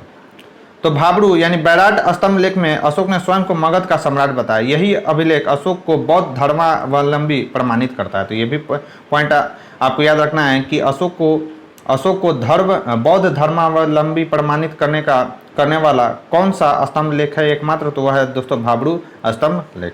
नेक्स्ट है, कालसी प्रसिद्ध है। तो कालसी किसके लिए प्रसिद्ध है दोस्तों? तो अशोक के शिला लेख के कारण कालसी प्रसिद्ध है। तो कालसी उत्तराखंड के देहरादून जिले में स्थित है। यहाँ से अशोक का शिलालेख मिला है, इसलिए कालसी का ऐतिहासिक महत्व है। नेक्स्ट है, उत्तराखंड में सम्राट अशोक के शिलालेख की एक प्रति कहाँ से मिली है? तो यह कहाँ से मिली है दोस्तों? तो कालसी से मिली है। कलिंग युद्ध की विजय तथा क्षतियों का वर्णन अशोक के किस शिलालेख में किया गया? तो यह अशोक के 13वें शिलालेख में किया गया दोस्तों। कलिंग युद्ध कब हुआ था? तो 261 BC में हुआ था दोस्तों, यानी 261 ईसा पूर्व में हुआ था। अशोक के राज्यकाल की पहली बड़ी घटना कलिंग युद्ध और इसमें अशोक की विजय थी। अशोक के 13वें शिलालेख में इस युद्ध के संदर्भ में स्पष्ट सच मिलते हैं। यह घटना अशोक के शासनकाल के 8 वर्ष बाद यानी लगभग 261 ईसा पूर्व में घटित हुई। इस शिलालेख में उसने कलिंग युद्ध से हुई पीड़ा पर अपना दुख और पश्चाताप व्यक्त किया दोस्तों। नेक्स्ट है, कलिंग युद्ध का विवरण हमें ज्ञात होता है। तो अशोक के 13वें शिलालेख से हमको यह ज्ञात होता है दोस्तों। नेक्स्ट है, अशोक ने निम्न अभिलेखों में से पूर्ण रूपेण धार्मिक सहिष्णुता के प्रति कौन सा अभिलेख है दोस्तों? तो वह है शिलालेख 13, यानी अशोक का जो 13वां शिलालेख है दोस्तों, वह पूर्ण रूपेण धार्मिक सहिष्णुता के प्रति समर्पित है, याद रखना है। तो अशोक के दीर्घ शिलालेख 12 में याद रखेंगे, 13 में बोल रहा हूँ दोस्तों, शिलालेख 12 दोस्तों, सॉरी शिलालेख 13 नहीं होगा, शिलालेख कौन सा होगा? 12। तो अशोक के दीर्घ शिलालेख 12 में सभी संप्रदायों के सार की वृद्धि होने की कामना की गई है दोस्तों, तथा धार्मिक सहिष्णुता हेतु पालनीय उपाय बताया गया। और ये इंपॉर्टेंट सवाल है दोस्तों बीपीएससी के लिए, जिसे आपको ध्यान में रखना है। शिलालेख 12, निम्नलिखित में से किस शासक ने अपनी प्रजा को इस अभिलेख के माध्यम से परामर्श दिया है? कोई भी व्यक्ति जो अपने संप्रदाय को महिमा मंडित करने की दृष्टि से अपने धार्मिक संप्रदाय की प्रशंसा करता है या अपने संप्रदाय के प्रति अत्यधिक भक्ति के कारण अन्य संप्रदायों की निंदा करता है, वह अपितु अपने संप्रदाय को गंभीर रूप से हानि पहुंचाता है। तो वह किसने कहा है दोस्तों? तो वह है अशोक। तो और किसमें कहा गया? तो प्रस्तुत पंक्तियां मौर्य शासक अशोक के 12वें शिलालेख में मतलब उद्धृत है दोस्तों। तो ये इंपॉर्टेंट है, यह शिलालेख 12वां शिलालेख, जिसे आपको ध्यान में रखना है। नेक्स्ट है, अशोक के जो प्रमुख शिलालेख संगम राज्य के विषय में बताते हैं उनमें सम्मिलित है। तो कौन सा है दोस्तों? तो संगम राज्य के विषय में बताने वाले 2 ही शिलालेख है दोस्तों, अशोक का दूसरा शिलालेख और 13वां जो शिलालेख है दोस्तों वह संगम राज्य के बारे में उल्लेख करता है। और ये VVI सवाल है जिसे आपको ध्यान में रखना है। तो अशोक के दूसरे एवं 13वें शिलालेख में संगम राज्य कौन कौन सा दोस्तों? ये राज्य भी आपसे पूछ सकता है। तो चोल, पांड्य, सतीय पुत्र, केरल पुत्र सहित ताम्रपर्णी। ताम्रपर्णी प्राचीन समय में किसको कहा गया है दोस्तों? तो श्रीलंका की सूचना मिलती है दोस्तों। नेक्स्ट, निम्नलिखित में से किस दक्षिणी राज्य का उल्लेख अशोक के अभिलेख में नहीं है? तो कौन सा है दोस्तों? तो सातवाहन राज्य का जो उल्लेख है दोस्तों वह अशोक के अभिलेख में नहीं है, जबकि चोल, पांड्य, सतीय पुत्र और केरल पुत्र सहित ताम्रपर्णी का उल्लेख अशोक के शिलालेखों में है। यानी और उससे कौन कौन सा शिलालेख है दोस्तों? तो दूसरा है और 13वां है। तो ये भी पॉइंट आपको ध्यान में रखना है। नेक्स्ट है, टॉलमी फिलाडेल्फस जिसके साथ अशोक के राजनयिक संबंध में थे, अशोक के राजनयिक संबंध थे, कहाँ का शासक था? तो टॉलमी कहाँ का शासक था दोस्तों? तो यह मिस्र का शासक था, टॉलमी द्वितीय या फिलाडेल्फस, जिसके साथ अशोक के राजनयिक संबंध थे दोस्तों। तो मौर्य शासक अशोक के 13वें शिलालेख से यह ज्ञात होता है कि अशोक के 5 यवन राजाओं के साथ मैत्रीपूर्ण संबंध है, जिसमें एंटियोकस द्वितीय, थियो सीरिया का शासक जो था दोस्तों, तुरमय या तुरामय, टॉलमी या फिलाडेल्फस द्वितीय मिस्र का राजा था, अंतकिनी यानी एंटीगोनस यानी गोनातास में सिडोनिया या मकदूनिया का राजा, मग यानी साइरिन का शासक तथा अलिक सुंदर अलेक्जेंडर अपाइडस या एपिडस का राजा प्रमुख था दोस्तों। तो इंपॉर्टेंट है जिसे आपको ध्यान में रखना है। नेक्स्ट, अशोक का समकालीन तुरमय कहाँ का राजा था? तो कहाँ का राजा था दोस्तों तुरमय? तो समकालीन तुरमय कहाँ का राजा था? तो मिस्र का राजा था। तो ये भी इंपॉर्टेंट सवाल है, कभी भी आपसे ये सब सवाल BPSC में पूछ सकता है। नेक्स्ट, निम्नलिखित में से किस राजवंश के शासकों के सुदूर देशों जैसे सीरिया एवं मिस्र के साथ राजकीय संबंध थे? तो वह कौन था दोस्तों? तो मौर्य वंश। अशोक के धर्म का मूल संदेश क्या है? तो अशोक के धर्म का मूल संदेश क्या है दोस्तों? तो याद रखना, इसका आंसर ई दिया हुआ है। राजा के प्रति वफादारी, शांति एवं अहिंसा, बड़ों का सम्मान, धार्मिक सहनशीलता। तो इसका राइट आंसर दिया हुआ ही, देखते हैं क्या है अशोक के धर्म का। तो अशोक धर्म यानी धर्म एक नैतिक संहिता है। अशोक अपने दूसरे और 7वें शिलालेख के माध्यम से संदेश देता है। क्या संदेश देता है? कि आपसी नवे बहु की याने, दया दाने, सच्चे सोचिए मादिये साधवे च, अर्थात कम पाप करना, कल्याण करना, दया दान करना, सत्य बोलना, पवित्रता से रहना, स्वभाव में मधुरता तथा साधुता बनाए रखना। इस प्रकार अशोक धर्म के मूल संदेश में शांति और अहिंसा, बड़े का सम्मान, धार्मिक संहिता निहित है। अतः इस प्रश्न का राइट आंसर क्या हो जाएगा दोस्तों? तो सारा हो जाएगा, B, C, D या A को छोड़कर। तो इसका राइट आंसर क्या हो जाएगा? तो E। नेक्स्ट है, निम्नलिखित में से अशोक के किस अभिलेख में पारंपरिक अवसरों पर पशु बलि पर रोक लगाई गई है? ऐसा लगता है कि यह पाबंदी पशुओं के वध पर थी। तो कौन सा है दोस्तों? तो अशोक का जो 5वां अभिलेख है दोस्तों, स्तंभ अभिलेख है दोस्तों, उसमें ऐसा कहा गया दोस्तों, क्या कहा गया है? कि पारंपरिक अवसरों पर पशु बलों पर रोक लगाई गई है। यह किस अभिलेख में अशोक ने यह गुदवाया था दोस्तों? तो यह था स्तंभ अभिलेख 5 में। अशोक के प्रथम शिलालेख में पशु बलि निषेध के संदर्भ में लेख इस प्रकार है। यहाँ कोई जीव मारकर बलि, एक मिनट, इसका राइट आंसर क्या है? हाँ, बी सही। यहाँ कोई जीव मारकर बलि न दिया जाए और न कोई उत्सव किया जाए। पहले प्रियदर्शी राजा की पाकशाला में प्रतिदिन सैकड़ों जीव मांस के लिए मारे जाते थे, लेकिन अब इस अभिलेख के लिखे जाने पर सिर्फ 3 पशु प्रतिदिन मारे जाते हैं, 2 मोर एवं 1 मृग। इसमें भी मृग हमेशा नहीं मारा जाता था, ये तीनों भी भविष्य में नहीं मारे जाएंगे। 5वें स्तंभ लेख में अशोक द्वारा राज्याभिषेक के 26वें वर्ष बाद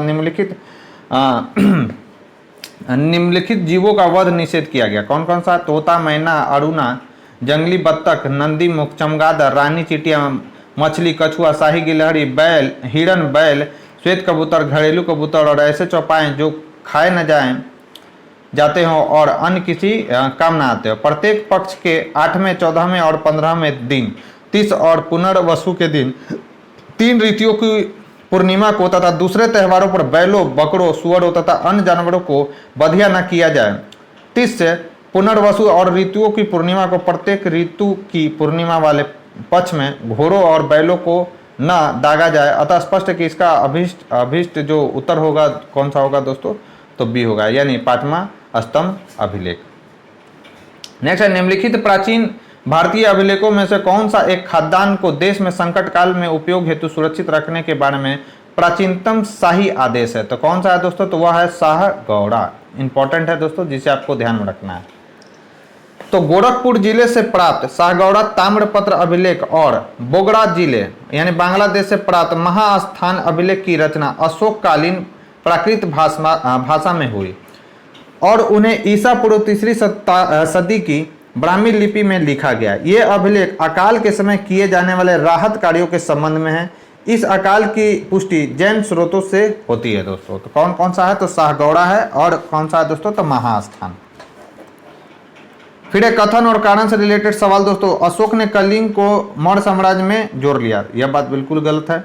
कलिंग दक्षिण भारत को जाने वाली स्थलीय एवं समुद्री मार्ग का नियंत्रण करता, तो यह बात बिल्कुल सही लग रहा है दोस्तों। तो इसका सॉरी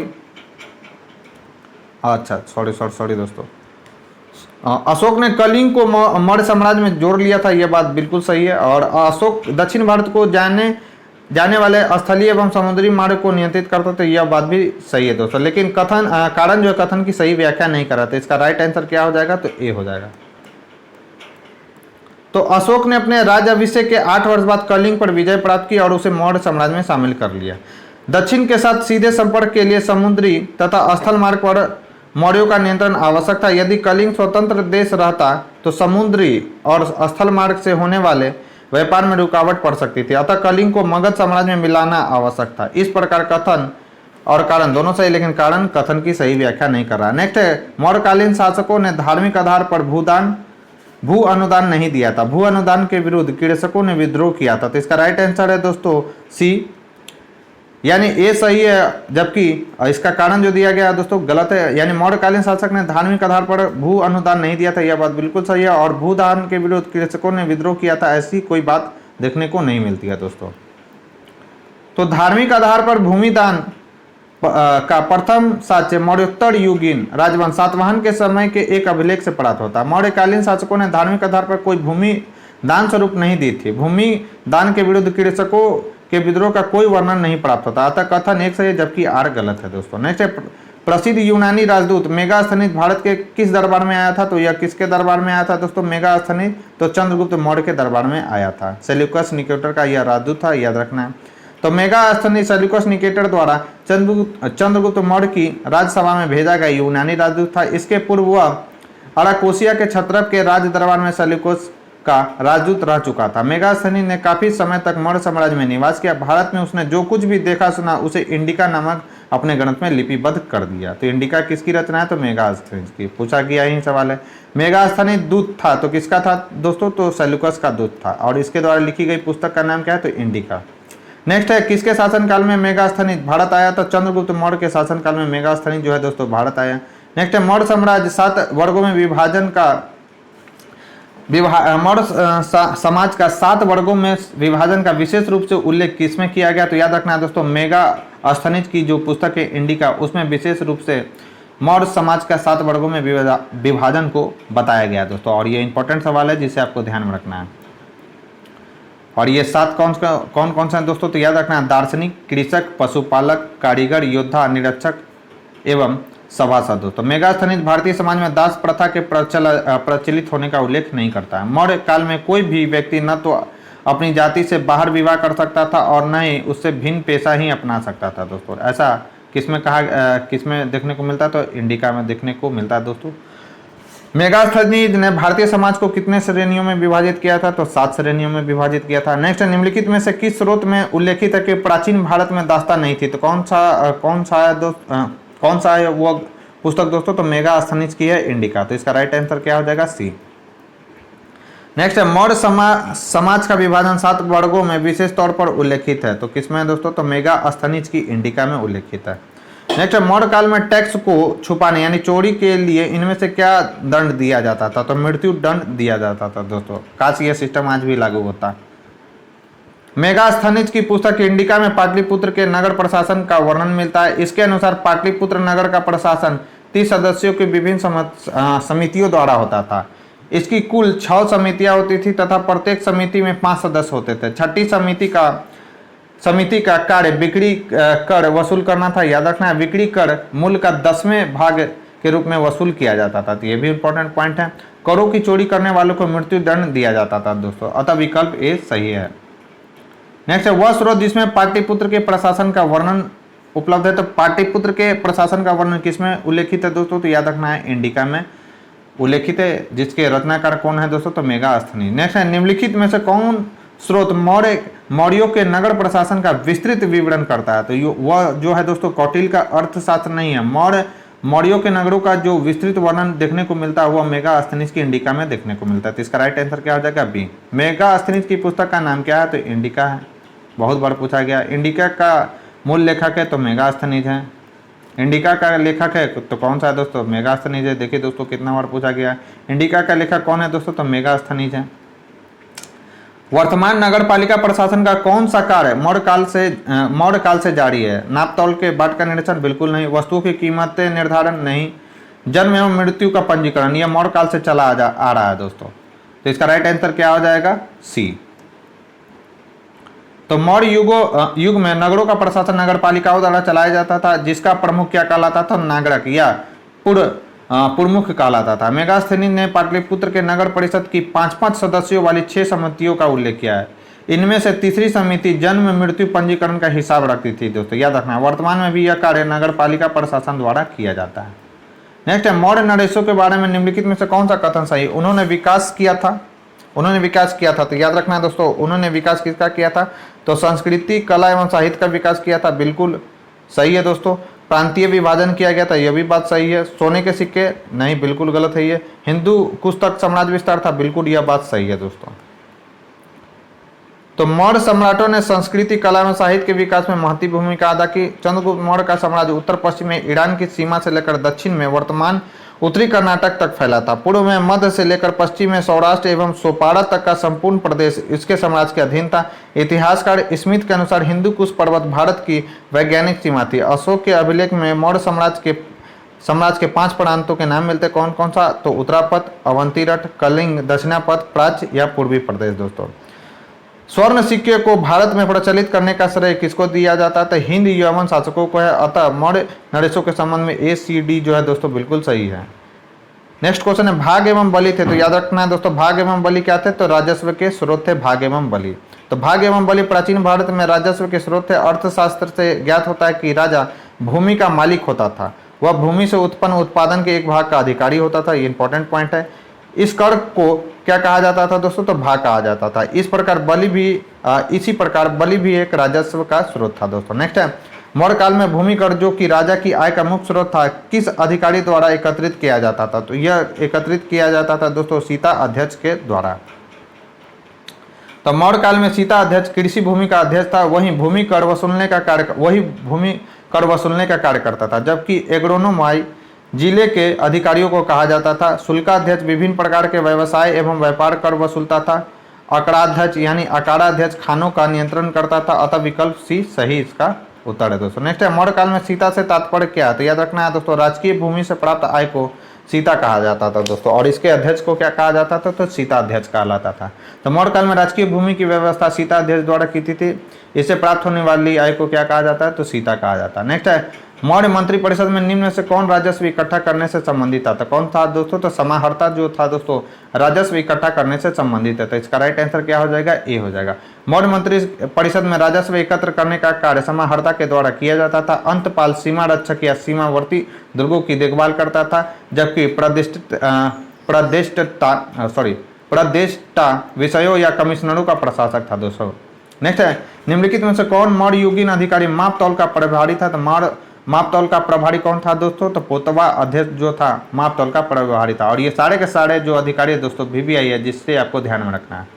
तो मौर्य युगीन अधिकारी पोतवा अध्यक्ष माप तौल का प्रभारी था। पन्याध्यक्ष कौन था दोस्तों, तो वाणिज्य विभाग तथा शून्याध्यक्ष कौन था, तो बूचड़ खाने का प्रभारी था। सारे के सारे इंपॉर्टेंट है, जिसे आपको ध्यान में रखना है। नेक्स्ट है मौर्य काल में एग्रोनोमाई अधिकार निम्नलिखित में से किस क्षेत्र से संबंधित था, तो याद रखना है मार्ग निर्माण से संबंधित था दोस्तों एग्रोनोमाई।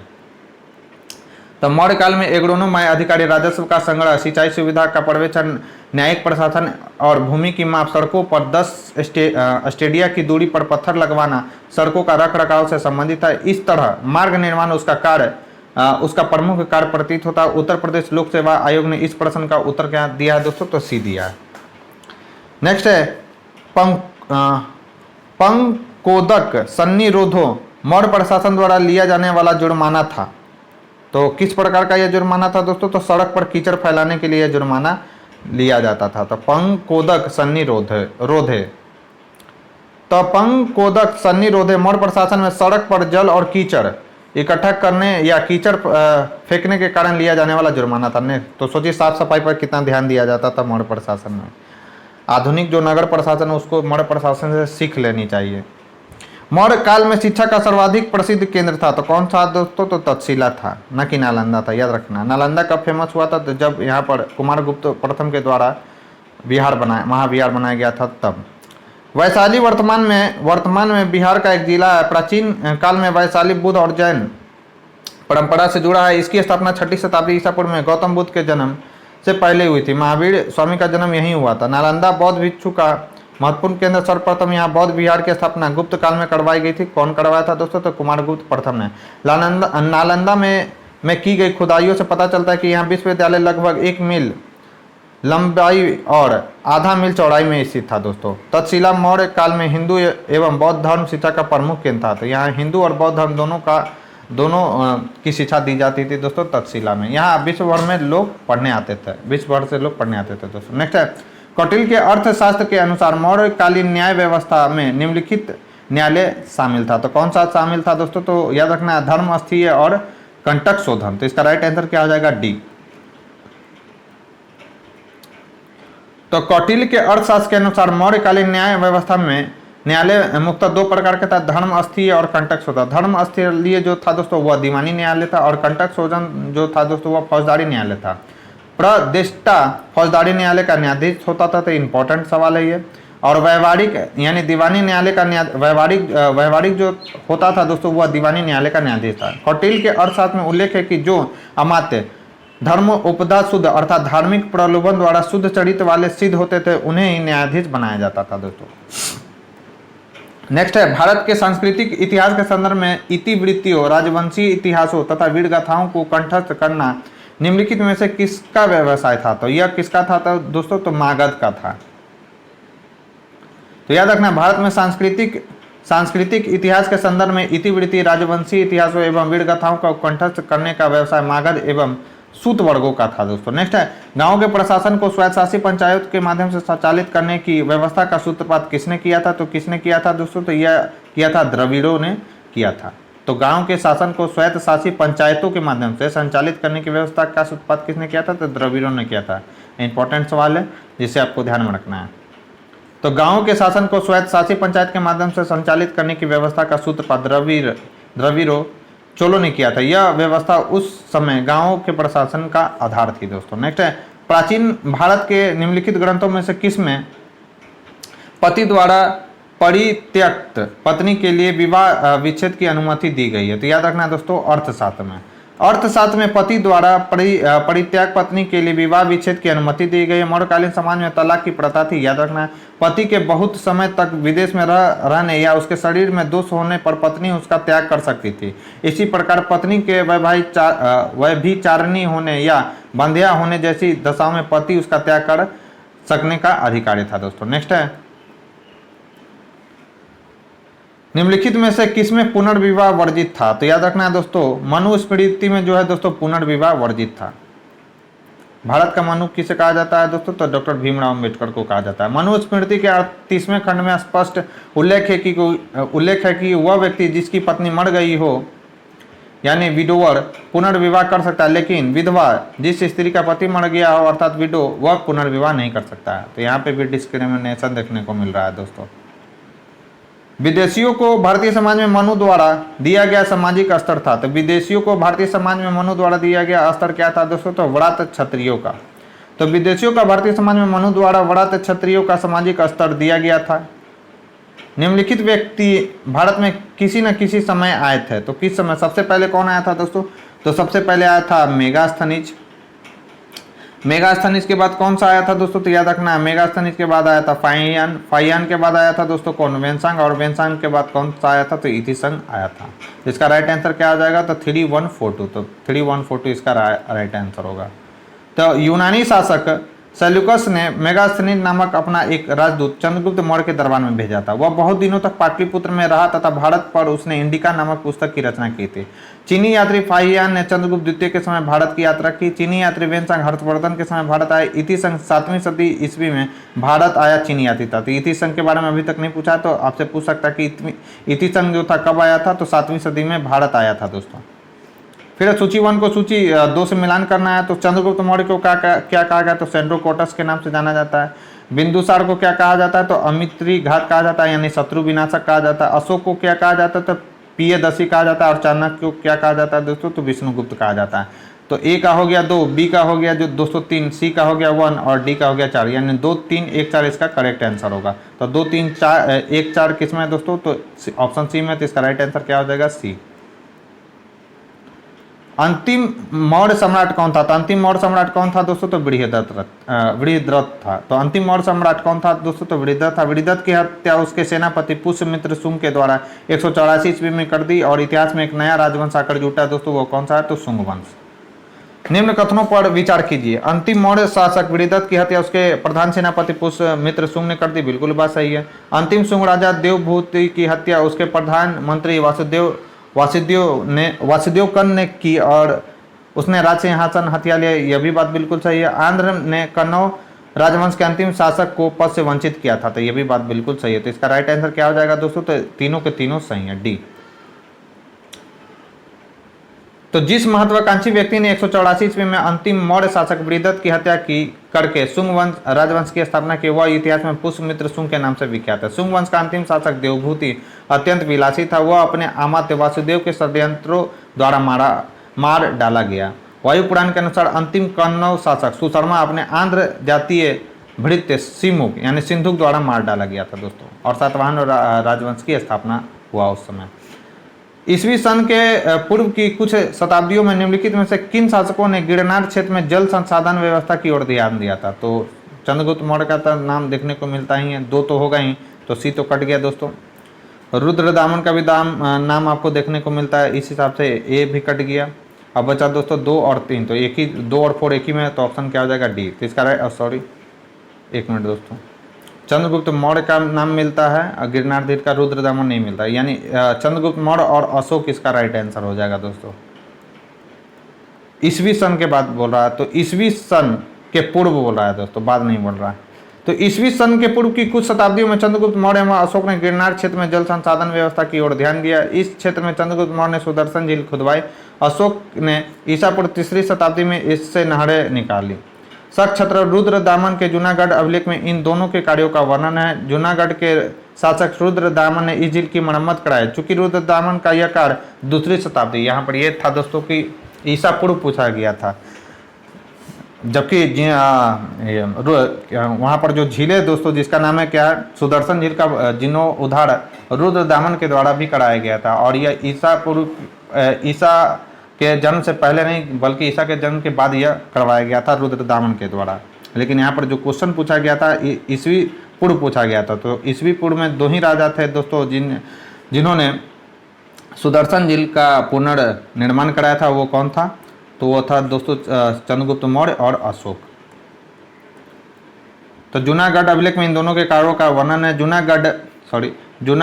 अतः उत्तर में ईस्वी सन के पूर्व की शताब्दी के संदर्भ में चंद्रगुप्त मौर्य और अशोक का ही नाम रहेगा। इस प्रकार यद्यपि शक शासक रुद्रदामन का भी नाम गिरनार क्षेत्र में जल संसाधन व्यवस्था से जुड़ा है, किंतु इसका जो समय है दोस्तों कब है? तो 150 ईस्वी है दोस्तों। इसके अतिरिक्त स्कंदगुप्त के समय में भी झील का पुनरुद्धार करवाया गया था। तो ये भी पॉइंट आपको ध्यान में रखना है। नेक्स्ट है जल की आवश्यकता को ध्यान में रखते हुए जिस प्रथम शासक ने गिरनार क्षेत्र में एक झील का निर्माण कराया था वह कौन था दोस्तों, तो वह था चंद्रगुप्त मौर्य।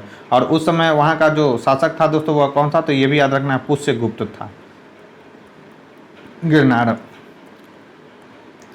निम्नलिखित में से किस अभिलेख में चंद्रगुप्त और अशोक दोनों का उल्लेख किया गया, तो किस अभिलेख में है दोस्तों, तो याद रखना है महाक्षत्रप रुद्रदामन का जूनागढ़ अभिलेख। इंपॉर्टेंट सवाल है जिसे आपको ध्यान में रखना है। निम्नलिखित अभिलेखों में से किसमें अशोक का अभिलेख भी पाया गया है, तो याद रखना है कौन सा है दोस्तों, तो महाक्षत्रप रुद्रदामन का जूनागढ़ अभिलेख। अशोक का अभिलेख महाक्षत्रप रुद्रदामन के जूनागढ़ अभिलेख पर भी पाया गया। रुद्रदामन पश्चिमी भारत के शकों का एक महान राजा था। गुजरात के जूनागढ़ गिरनार से शक संवत 72 का उसका एक अभिलेख प्राप्त हुआ। उससे यानी 150 ईस्वी का अभिलेख प्राप्त हुआ। इससे उसकी विजय, व्यक्तित्व एवं कृतित्व का विवरण प्राप्त होता है। अशोक के अतिरिक्त स्कंदगुप्त के भी 2 लेख इस पर खुदे हुए हैं। सर्वप्रथम 1822 ईस्वी में कर्नल टॉड ने इस लेख का पता लगाया। यह विशुद्ध संस्कृत भाषा तथा ब्राह्मी लिपि में लिखित प्राचीनतम लेखों में से एक है। इसकी रचना का मुख्य उद्देश्य सुदर्शन झील के बांध के पुनर्निर्माण का विवरण सुरक्षित रखना था दोस्तों। नेक्स्ट है, बराबर पहाड़ी की गुफाओं के विषय में निम्न में से कौन सा कथन सही है। बराबर पहाड़ी पर कुल 4 गुफाएं, 3 गुफाओं की दीवार पर अशोक के अभिलेख उत्कीर्ण है। ये गुफाएं उन गुफाओं को आजीविकाओं को समर्पित होने का उल्लेख करते, बिल्कुल सही है दोस्तों। ये जो हैं अभिलेख ईसा पूर्व 6ठी शताब्दी के हैं, यह बात बिल्कुल गलत है दोस्तों। तो याद रखना है, दक्षिण बिहार के गया जिले में स्थित बराबर और नागा अर्जुनी पहाड़ियां हैं। नागा अर्जुनी 3 गुफाएं तथा बराबर पहाड़ी पर कुल 4 गुफाएं हैं। तो याद रखना है, जिनमें से 3 गुफाओं की दीवारों पर अशोक के लेख उत्कीर्ण मिले हैं। चौथी गुफा यानी चौथी गुफा का नाम क्या है, तो लोमस ऋषि गुफा में मौखरी शासक अनंत वर्मन का लेख है।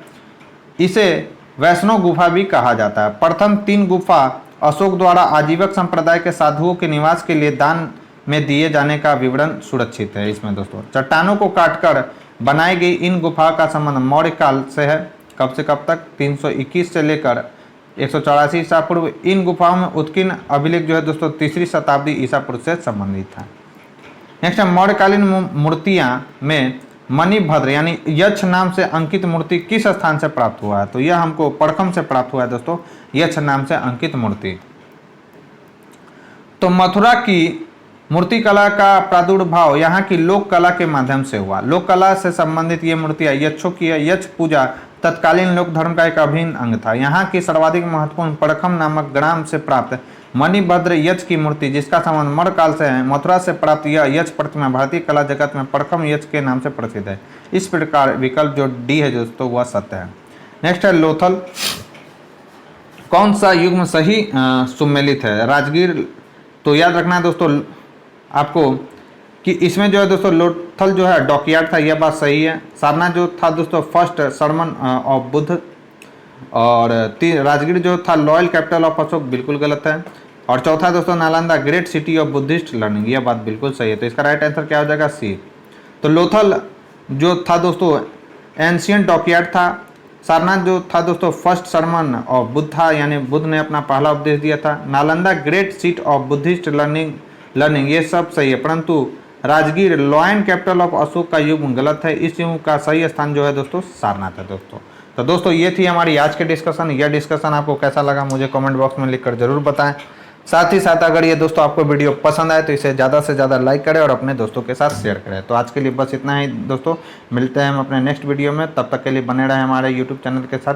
Thank you.